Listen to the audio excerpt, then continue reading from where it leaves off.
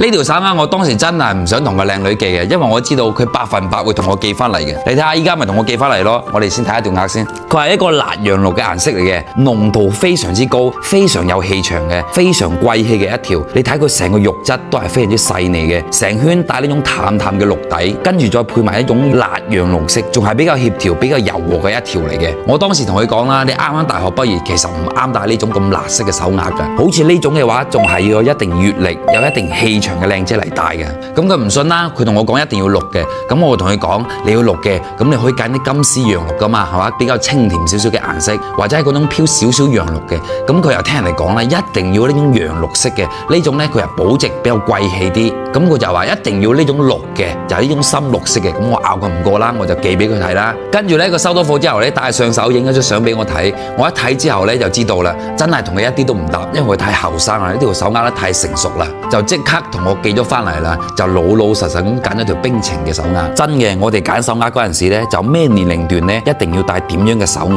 好似呢種咧仲係要有少少閱歷嘅成熟少少嘅靚姐去佩戴佢先至啱嘅。如果你都中意嘅話，喺評論區同我溝個1，我同你睇細節圖。我係阿喜，感謝你嘅關注。